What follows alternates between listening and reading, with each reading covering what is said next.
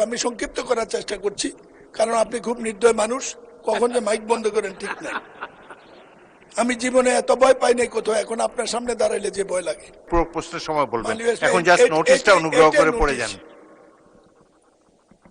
দেশে অটোগ্রাফ এই সরকার করেনি, 2003 সাল খালি তো করেন 750 কোটি টাকার প্রজেক্ট। আমি সংক্ষিপ্ত করার চেষ্টা করছি কারণ আপনি খুব নির্দয় মানুষ, কখন যে মাইক বন্ধ করেন ঠিক নাই। আমি জীবনে এত ভয় পাই নাই কোথাও, এখন আপনার সামনে দাঁড়াইলে যে ভয় লাগে।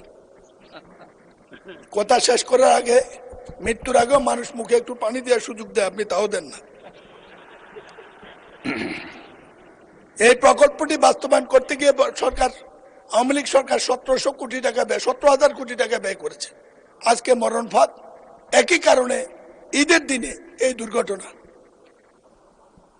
বিরোধীদের নেতা একটা দেখেছেন, এখানে গেটর করছে কয়েক লক্ষ, মারা গেছে 1 লক্ষ লোকের কাছাকাছি। এই পর্যন্ত কিছু হয়নি।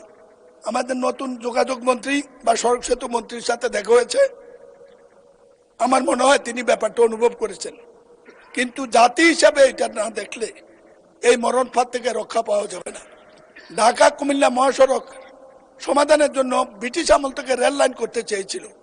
ধান খেতে রেল লাইন হয়েছে, ঢাকা কুমিল্লা রেল লাইন হয় নাই। ঢাকা কুমিল্লা রেল লাইন হইলে চট্টগ্রামের দূরত্ব কমে, ঢাকাটাই কুমিল্লা চট্টগ্রাম পর্যন্ত চলে যেতে পারে।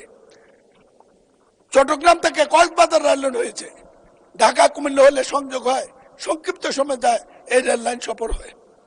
মাননীয় স্পিকার, প্রতিবাদের মুখে গত সরকার সড়ক বিভাগের লোকদেরকে টাকা দিতে চেয়েছিল ক্ষতিপূরণ।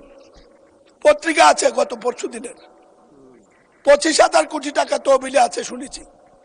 আমার এলাকার এই 16,000 লোকের মধ্যে যাদের লাশও আমরা পাইনি, ভর্তা পেয়েছি, ভর্তা, তাদের কোনো পরিবারকে 10 টাকাও দেওয়া হয় নাই।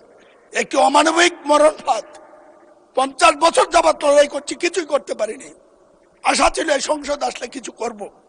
আজকে অন্তত প্রশ্নোত্তর আকারে এটা দিয়েছি, মাননীয় মন্ত্রীকে অবহিত করেছি, মাননীয় প্রধানমন্ত্রীকে সিঙ্গাপুর থেকে চিকিৎসার ব্যবস্থা চিঠি দিয়েছি। আমার এখন কুমিল্লা যেতে ভয় লাগে, কি জবাব দেব? আপনার মাধ্যমে সংসদের কাছে, আমার সরকারের কাছে এই জবাবটা জানতে চাই, কি জবাব দেব? মন্ত্রী সাহেবকে সফর করতে বলেছি, তিনি সচিব সাহেবকে পাঠিয়েছেন। আমি বলি, আপনি 3টা মন্ত্রী, এরকম সৌভাগ্য বাংলাদেশে এর আগে কারো হয় নাই। দয়া করে কুমিল্লা আসেন, আমাদেরকে বাঁচান, ভোটার ইজ্জতটা রক্ষা করতে দেন, বৃদ্ধ বয়স্কে মানুষকে জবাব দিতে দেন। লাশের মিছিল কতদিন আর বহন করবো একটু বলে দেন। ধন্যবাদ মাননীয় স্পিকার।